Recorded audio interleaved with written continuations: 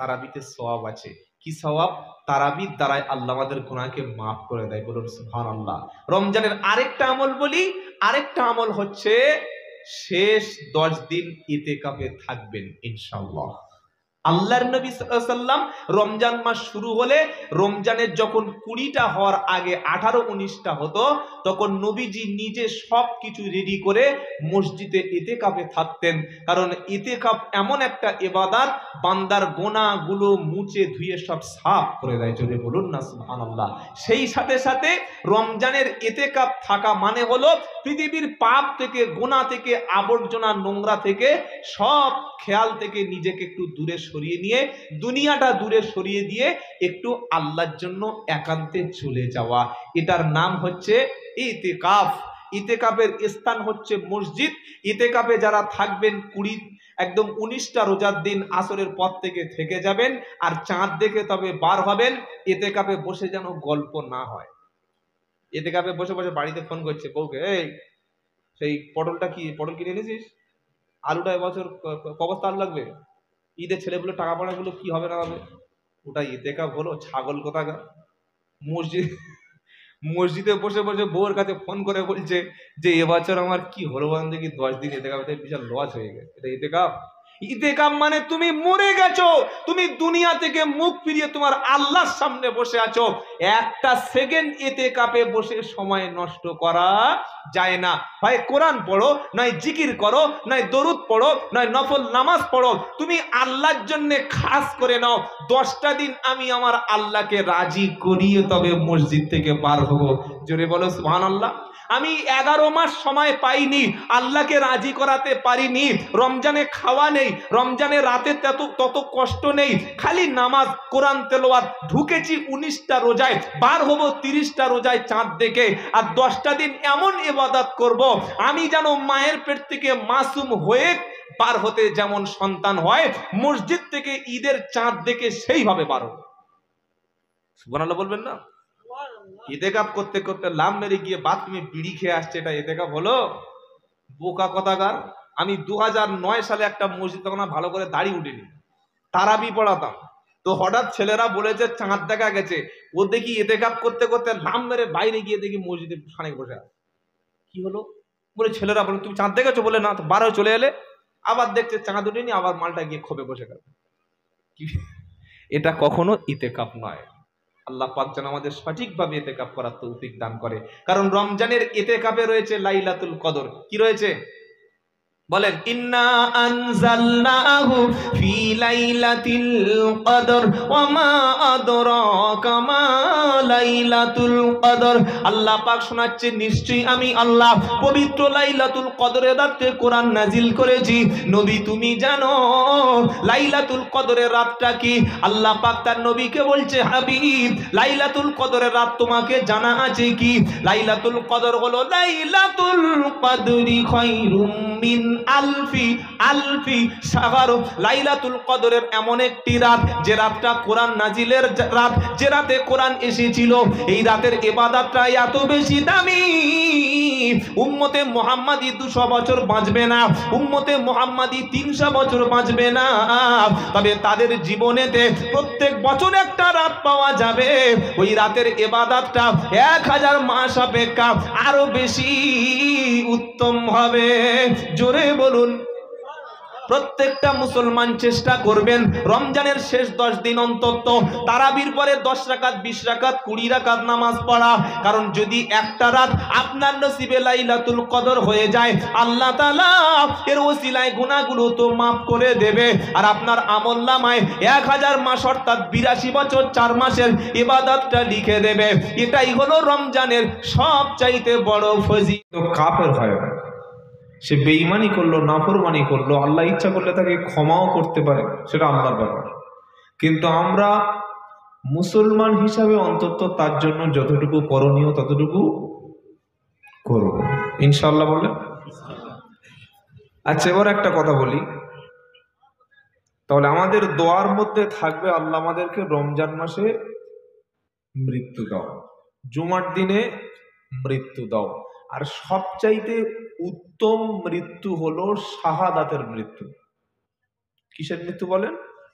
শহীদ, কারণ শহীদের কবরে কোনো সওয়াল জবাব হবে না, শহীদের লাশকে আল্লাহ তাআলা পচাবে না। সবচাইতে শহীদের বড় যে ফজিলত, কিয়ামতের দিন শহীদ বিনা হিসাবে আল্লাহর জান্নাতে যাবে। সুবহানাল্লাহ বলার দরকার ছিল না? এখন বলার দরকার নাই, রোজা 4-5টা হয়ে গেলে একবার করবে। প্রিয় ভাইরা, শহীদের এত মর্যাদা, আল্লাহ তাআলা কোরআনে বলেছেন শহীদকে মৃত পর্যন্ত বলো না। তাহলে শহীদ হওয়ার ইচ্ছা আছে ইনশাআল্লাহ, আল্লাহ যেন শাহাদাতের মৃত্যু দেয়, আমিন। আলহামদুলিল্লাহি রাব্বিল আলামিন, ওয়াসসালাতু ওয়াসসালামু আলা রাসূলিহিল কারীম। আউযু বিল্লাহি মিনাশ শাইতানির রাজীম। বিসমিল্লাহির রহমানির রহিম। ইয়া আইয়ুহাল্লাযীনা আমানু কু আনফুসাকুম ওয়া আহলিকুম নারা ওয়াকুদুহান নাসু ওয়াল হিজারা। ওয়া ক্বালা তাআলা ইয়া আইয়ুহাল্লাযীনা আমানুত্তাকুল্লাহা হাক্কা তুকাতিহি ওয়া লা তামুতুন্না ইল্লা ওয়া আনতুম মুসলিমুন। ওয়া ক্বালা তাআলা ফামান শাহিদা মিনকুমুশ শাহরা ফালইয়াসুম ওয়া মান কানা মারিযান আও আলা সাফার। ওয়া ক্বালা আন-নাবিয়্যু সাল্লাল্লাহু আলাইহি ওয়াসাল্লাম ইন্নাল্লাযী লাইসা ফি জাওফিহি শাইয়্যুম মিনাল কুরআনি কাল বাইতিল খারিব। সর্বপ্রথমে যিনি আমাদেরকে সৃষ্টি করেছেন তিনি কে বলুন তো ভাই? আল্লাহ। আল্লাহ ছাড়া পৃথিবীতে কোনো কিছু সৃষ্টি করতে পারেন এরকম আর একজনের নাম বলুন। যারা চুপ করে আছেন মনে হয় আছে, আচ্ছা। এত বড় আল্লাহ, এত মহান, গোটা পৃথিবীতে বর্তমানে প্রায় 700 কোটির বেশি মানুষ। কত কোটি? এই 700 কোটি মানুষ, একটা মানুষের মুখের মতো আরেকটা মানুষের মুখ বার করুন তো, পারবেন? এটাই হুজুরের পক্ষে সম্ভব? আমার পক্ষে? পৃথিবীর কোন হুজুরের পক্ষে সম্ভব যে এতগুলো লোক তৈরি করো? এগুলো যিনি করতে পারেন তিনি কে? আল্লাহ। মানুষ সৃষ্টি করে ছেড়ে দেননি।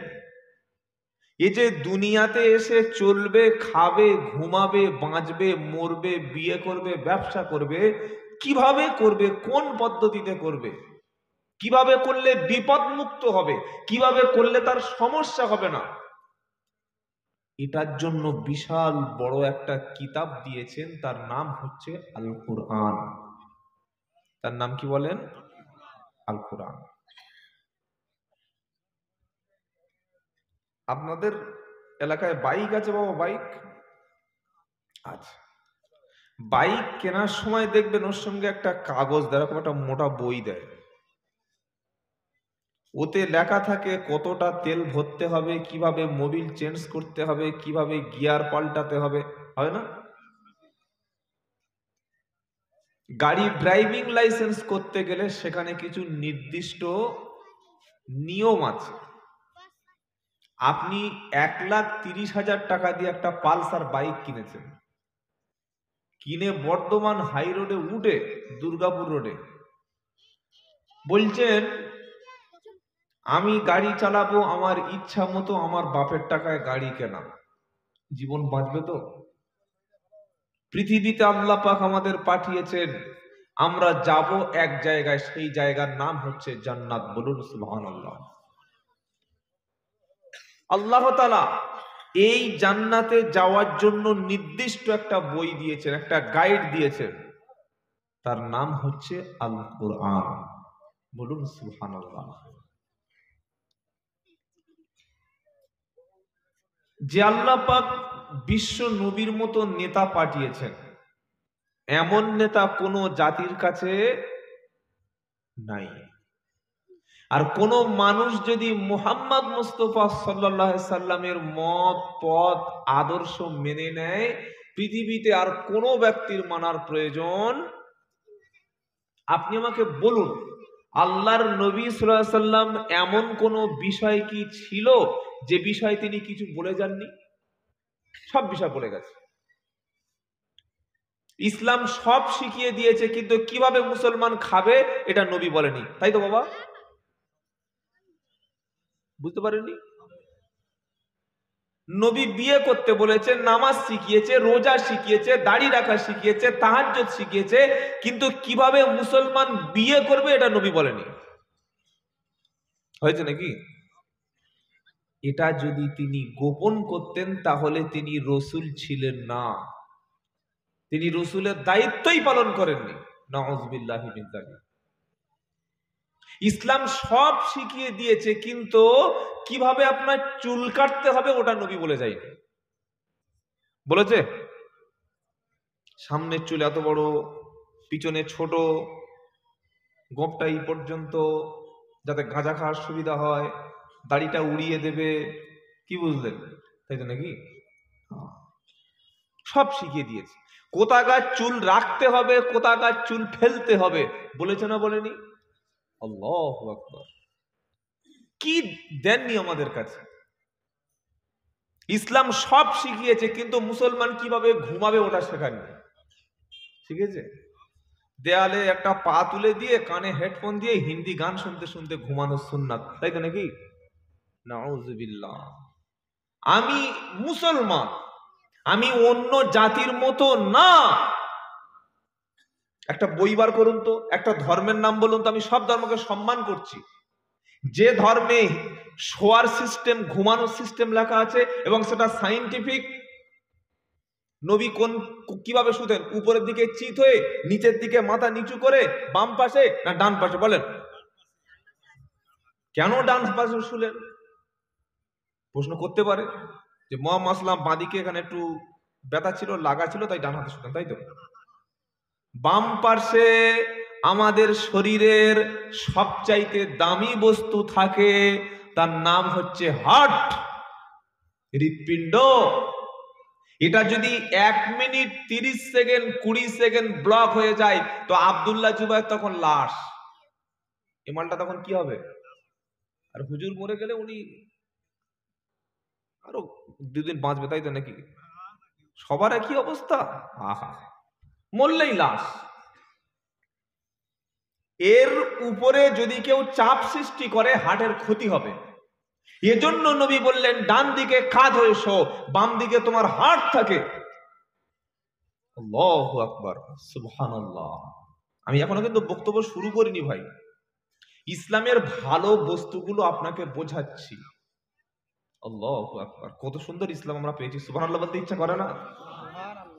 আল্লাহর নবী নামাজ শিখিয়েছেন, রোজা শিখিয়েছেন, দ্বীন ইসলাম শিখিয়েছেন, কিন্তু মুখের মধ্যে গন্ধ বার হতে হবে, গন্ধ বার হবে, ওটা কিভাবে পরিষ্কার করতে হবে, দাঁত মাজা, ওটা শেখাননি।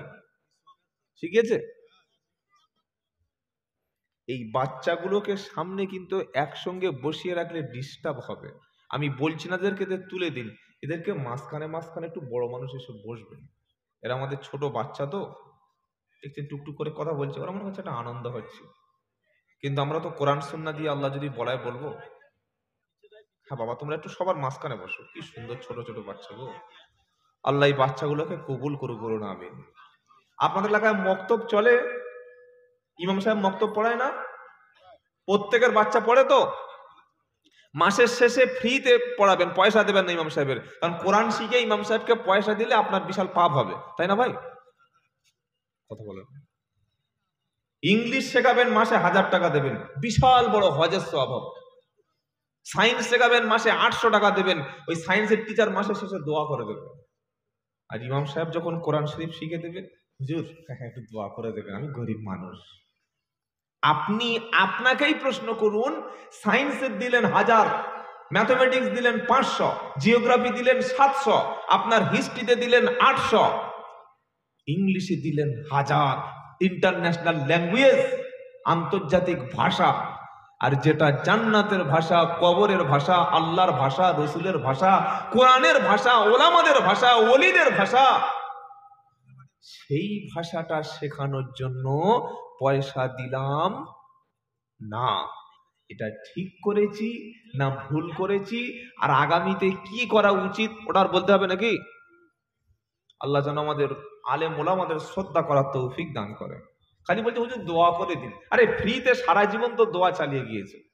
ডাক্তারকে কোনোদিন বলেছেন ডাক্তার সাহেব ফ্রিতে একটা ইঞ্জেকশন দিয়ে দিন, 10টা ট্যাবলেট দিয়ে দিন, মাস্টার সাহেব আমার ছেলেকে ফ্রিতে 6 মাস পড়িয়ে দিন?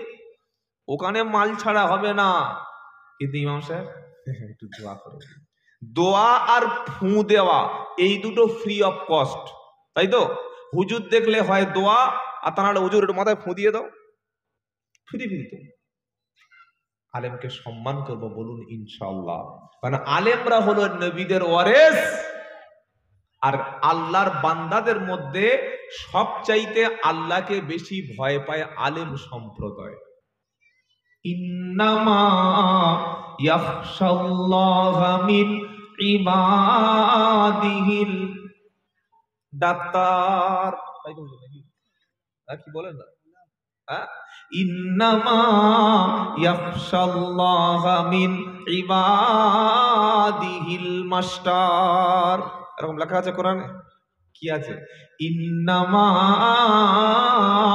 ইয়াখশাল্লাহা মিন ইবাদিহিল উলামা। 22 পারা সূরা ফাতিরের 28 নম্বর আয়াতে আমার আল্লাহ পাক শোনাচ্ছে, ডাক্তার, মাস্টার, ইঞ্জিনিয়ার সবাই ভালো, কাউকে আমি খারাপ বলছি না। আমার বান্দাদের মধ্যে সবচাইতে বেশি আমাকে ভয় পায় তারা আলিম সম্প্রদায় যারা।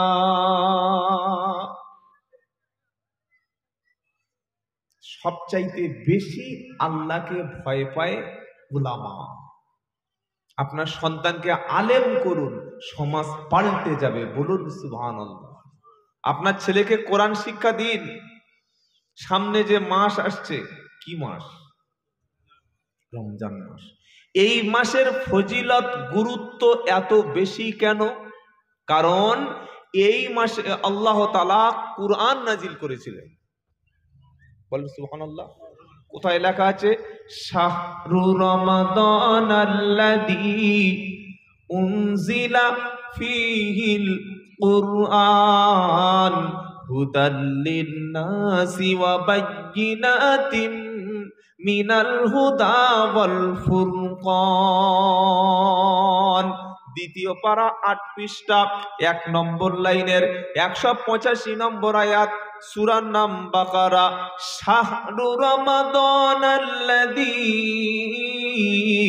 উনজিলা ফীহিল কুরআন। আল্লাহ পাক শোনাচ্ছে, পবিত্র মাহে রমজানে বিশ্ববাসীর জন্য আমি কুরআন নাজিল করলাম। সুবহানাল্লাহ। তো সবাই বলেছি, জোরে হোক আর মনে হোক, নাজিল করেছেন কেন? কোরআনকে চুমো খেয়ে উপরে তুলে রাখবো, নানি মরে গেলে নানির কাছে পড়ে শোনাবো। নানি মরে গেছে, সারা জীবন নানি শুনতে পাইনি, যেই মরে গেছে নাতিপুতিরা সব ওযু করে আউযু বিল্লাহি মিনাশ শাইতানির রাজিম। নানি বলছে চুপ কর ঘোড়ার ডিম। 70 বছরে কোনোদিন আমার কানের কাছে পড়েছিস? হ্যাঁ, 80 বছর বয়স হয়ে গেল, কই তোদের কাছে কোনোদিন তো কোরআন শুনলাম না। ইস, মরে গেছি, এইবার এসেছিস ছুটে। দুটো কি? দুটো কথা বলে না, দুটো। আল্লাহু আকবার। আল্লাহর কসম করে বলছি, কোরআন আল্লাহর নবী জীবিত মানুষকে শুনিয়েছিল। যত লোক আছে প্রত্যেকটা লোককে আপনি কোরআন শোনানোর ব্যবস্থা করুন, কোরআন শেখানোর ব্যবস্থা করুন, সমাজ পাল্টে যাবে। সুবহানাল্লাহ, আল্লাহু আকবার। কিন্তু আপনারা যারা বসে আছেন সবাই যদি মারা যায়, আর মারা যাওয়ার পরে যদি কানের কাছে কোরআন পড়া হয়, আমি বলছি না যে পড়বেন না, কিন্তু আপনি বলুন এই লোকগুলো কি আর সুদ ছাড়বে? এই সাউন্ড একটু হঠাৎ কমে গেল, আগেই বেশ ভালোই ছিল। আর ভালো হবে? বলেন। মানুষ মরে যাওয়ার পর যদি তার কানের কাছে বলি, ইয়া আইয়ুহাল্লাযীনা আমানু, ও ঈমানওয়ালা, এ বিশ্বাসীরা, কু আনফুসাকুম ওয়া আহলিকুম নারা ওয়াকুদুহান নাস ওয়াল হিজারা, 28 পারা 20 পৃষ্ঠা 19 নম্বর লাইনের 19 নম্বর পৃষ্ঠার 14 নম্বর লাইনে 6 নম্বর আয়াত, সূরা আত-তাহরিম। আল্লাহ বলছে, হে বিশ্বাসী ঈমানওয়ালা, তুমি নিজে জাহান্নামের আগুন থেকে বাঁচো, তোমার পরিবারটাকে জাহান্নামের আগুন থেকে বাঁচাও। যে লোকটা মরে গেল, তার কানের কাছে যদি 3000 বার এই আয়াতটা যদি তেলাওয়াত করে শোনানো হয়, ওই ব্যক্তি এবার মরণের পরে কি জাহান্নাম থেকে বাঁচতে পারবে? পড়বো না, আপনার মানা করেছে কে? আপনি সারা জীবন পড়ুন না, লাশকে ডিপ ফ্রিজে রেখে পড়ুন, এখন 1000 বার পড়ুন, লাভ পাবেন না, হেদায়েত হবে না।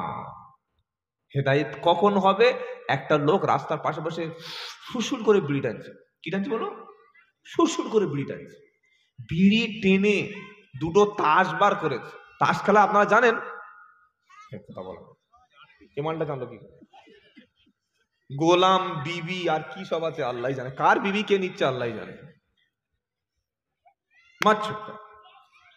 ওদিকে মসজিদে আসরের নামাজ হচ্ছে, ভালো করে শুনবেন, মুসলমান মহল্লায় আসরের নামাজ হচ্ছে মসজিদে, সেই মহল্লায় ছেলেরা তাস খেলছে বসে বসে, আল্লাহর ফেরেশতারা এসে দেখছে মুসলমান তাস খেলছে। যাওয়ার সময় প্রত্যেকটা ছেলেকে একটা চাকরি, একটা সুন্দরী নারী, ঘরের ব্যবস্থা, আর পরের বছর প্রধানমন্ত্রী মোদীকে হটিয়ে দিয়ে একটা মুসলমানকে আল্লাহ দিয়ে দেবে, তাই তো? কি বলছেন? আমাদের ভাগ্য তো আমরা পুড়িয়েছি। মা আসাবাকুম মিন মুসিবাতিন ফাবিমা কাসাবাত আইদিকুম ওয়া ইয়াফু আন কাসীর। আল্লাহ পাক বলছে, তোমাদের উপরে যত বিপদ হয়, যত মুসিবত এসে যায়, আসমানি বালা জমিনে বালা যত বিপদ মুসিবত নেমে আসে, সব তোমাদের নিজে হাতে কামাই করা।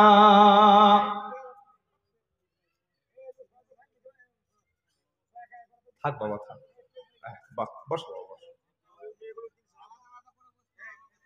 ছোট ছোট বাচ্চা থাক, মাঝে মাঝে একটা করে দাও, মাঝে মাঝে, হ্যাঁ সবার মাঝে মাঝে 4টে-5টা বড় মানুষ, মাঝখানে একটা বাচ্চা, সবার মাঝে মাঝে, এদের দুজনের আলাদা করে দেন এদের। মাশাআল্লাহ, দেখি একবার তাকবীর দেন দেখি, নারায়ে তাকবীর। সর্ব এত আওয়াজ, নারায়ে তাকবীর। আল কোরআনের আলো, আল হাদিসের আলো, টেলিভিশনের আলো,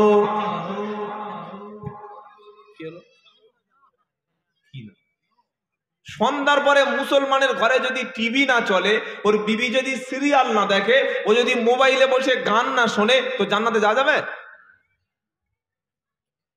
মুসলমানের বাড়িতে মাগরিবের নামাজের পরে যেটা চালু হবে সেটা হচ্ছে কোরআন।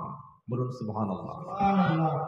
আপনি মাগরিবের নামাজ পড়ে যখন বাড়িতে ফিরে যাবেন, যাওয়ার সময় প্রথম যে বাক্যটা আপনার বাড়িতে বলবেন, আসসালামু আলাইকুম।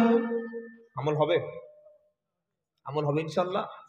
স্বামী তার স্ত্রীকে সালাম দেবে, স্ত্রী তার স্বামীকে সালাম দেবে, ভাই ভাইকে সালাম দেবে, ভাই বোনকে সালাম দেবে, বাপ তার সন্তানকে সালাম দেবে, সন্তান তার বাপকে সালাম দেবে। আল্লাহর নবী বললেন, তোমরা অতক্ষণ জান্নাতে যাবে না যতক্ষণ পর্যন্ত পূর্ণ ঈমানদার না হবে, অতক্ষণ পর্যন্ত তোমরা পূর্ণ ঈমানদার হতে পারবে না যতক্ষণ পরস্পরের মধ্যে বেশি ভালোবাসা বৃদ্ধি না পাবে। নবীজি বললেন, তোমাদের মধ্যে ভালোবাসা বৃদ্ধি কিভাবে পাবে ওটা আমি নবী কি বলে দেব না। ভালোবাসা বৃদ্ধি পাওয়ার জন্য বেশি বেশি সালাম দেবে, আল্লাহ তাআলা তোমাদের মধ্যে ভালোবাসা সৃষ্টি করে দেবে। যার সঙ্গে ঝগড়া দেখা হলে মুখ ফিরিয়ে নিচ্ছে, আবার বক্তায় বক্তায় ঝগড়া আছে না? হুজুরে হুজুরে ঝগড়া, এই আমাদের দলের লোকও নয়, খবরদার ওর মিলাতে যাবি না। মরে গেলে এবার দল ভাগ কর দেখি, কি মরে গেলে আর ভাগ হবে? তখন সবাই লাশ, আর কোনো ভাগ নাই। ওই হুজুরের পিছনে নামাজ হবে না, ওই হুজুরকে মিলাদে আনলে আমরা যাব না, ওই হুজুরের বাড়িতে দাওয়াত আমরা খাবো না।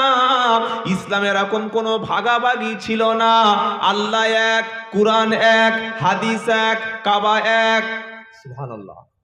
আমাদের বাপও, যারা চুপচাপ আছেন বলেন না জোরে, এক আল্লাহ যখন এক হলো, কাবা শরীফ যখন এক হলো, নবী যখন এক হলেন, কোরআন শরীফও এক, আমাদের দল এক, ওই দলটারও নাম হলো মুসলমান। সুবহানাল্লাহ। আর আমাদের পরিচয় হানাফি, শাফি, হাম্বলি, মালিকি, ফুরফুরা, দেওবন্দি, তাবলিগি, কাদিয়া, চিস্তিয়া, তালতলা, বেলতলা, পাথর চাবড়ি। এই জন্য কি কবরে গেছে সাদা কাপড় পরে, বুঝলেন? ফেরেশতা বলছে মার রাব্বুক, রব কে বলো? আল্লাহ। মান দীনুক, ধর্ম কি? বলছে তবলিগ। তবলিগ, ফেরেশতা তবলিগ চেনে? মেরে দাঁত ফেলে দেবে। আরেকজনকে ধরেছে কি? বলছে ফুরফুরা, ফেরাক করবে। কবরে ফুরফুরা চলবে? চামড়া তুলে দেবে। যদি বলি দেওবন্দি, আরেক বাদ দেবে। যদি বলি কাদিয়া, চিস্তিয়া, তালতলা, মেরে করে দেবে বেলতলা। খালি একটাই উত্তর দিতে হবে, আমি মুসলমান আর আমার ধর্মের নাম ইসলাম। বলুন সুবহানাল্লাহ। এই পরিচয়টা আমরা কেন ভুলে যাচ্ছি ভাই? নিজেদের মধ্যে মারামারি, অশান্তি, দাঙ্গা। আপনি গতকাল দেখেছেন, পরশুদিন উত্তর দিল্লিতে জুমার নামাজ হচ্ছিল। জুমার নামাজের দিন, আর যাই হোক সপ্তাহে, লোক একটা দিনে অন্তত জুমার দিনে যায় না? যায় না? বলেন না, যায়? জুমার দিনে মুসলমান নামাজ পড়ছে, নামাজ পড়তে পড়তে রাস্তার উপরে একটু কয়েকজন ব্যক্তি নামাজ পড়ছে। ফরজ নামাজ জুমার করাকাত, বর্তমানে দুরাকাত, দুরাকাত। তো এই দুরাকাত নামাজ পড়তে মোটামুটি কতক্ষণ সময় লাগে? ধরুন 5 মিনিট। 5 মিনিট যদি কোনো মুসলমান রাস্তার পাশে দাঁড়িয়ে রাস্তায় নামাজ পড়ে, রাস্তায় নামাজের পাটি বিছিয়ে, বাম দিক থেকে গাড়ি চলছে, একটু রাস্তা নামাজ পড়ে, এটা কি খুব ক্ষতি হবে? হবে না। আমরা মুসলমানরা অসংখ্য মুসলিম এলাকায় আমাদের হিন্দু ভাইয়েরা দুর্গা ঠাকুর তোলে না বাবা?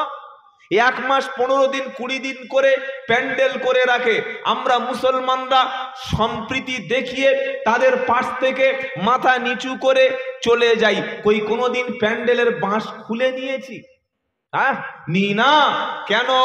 ইসলাম অন্য ধর্মকে গালাগালি করতে, অপমান করতে, অন্যের ধর্মে আঘাত করতে আল্লাহ না শিখিয়েছে, রসুলও শেখায়নি। আল্লাহ শেখায়নি, রসুল শেখায়নি, তাই মুসলমানরা করি না। কই আমরা তো কোনোদিন বলি না 1 মাস প্যান্ডেল কেন উপড়ে ফেলো। অথচ দিল্লিতে মুসলমান নামাজ পড়ছিল জুমায়, 4 থেকে 5 মিনিট পুলিশ এসে নামাজ পড়া মুসলমানকে লাথি মারতে শুরু করলো। বুটের আঘাত পিছনে লাথি মেরে মুখ থুবড়ে ফেলে দিল, ঘাড়ে থাপ্পড় মারতে শুরু করলো। এটা পুলিশ না এটা জানোয়ার? না, জানোয়ার নয়। জানোয়ার বললে ভুল হবে, জানোয়ারের চাইতে আরো নিকৃষ্ট। এর মধ্যে মনুষ্যত্ব নয়, এটা মানুষের নয়, জানোয়ারও নয়, জানোয়ারের চাইতে আরো খারাপ। যারা নামাজ পড়া ব্যক্তির উপরে এই কাজ করে, এটা কেন করার সাহস পেয়েছে? তারা বুঝতে পেরেছে যে এই মুসলমানের উপরে অত্যাচার নেমে আসলে এদের অন্য কোনো ভাই এদের বিরুদ্ধে কেউ প্রতিবাদ করবে না। ফুরফুরার লোককে কেউ ধরে মারলে তবলিগ জামাত কি বলে? বাহ বাহ বাহ বাহ বাহ বাহ বাহ, বলে না? বলে না? তবলিগ জামাতের লোকের উপরে কেউ আক্রমণ করলে ফুরফুরা বা কেউ অন্য কোনো পীরের লোকেরা কি বলে? হ্যাঁ সালা ঠিক হয়েছে, বলি না? বলি হানাফি মাযহাবের লোকের উপরে আক্রমণ করলে আহলে হাদিস মনে মনে হাসছে, আল্লাহ ঠিক হয়েছে, বেদাতি মরেছে। বাবা, আবার যদি কেউ শাফি মাযহাবের লোকের উপরে আক্রমণ করে আমরা কি বলি, মরুক শালা, ওরা কমে যাক, এরকম ভাষায় বলি। এটাই কি আল্লাহর নবীর আদর্শ?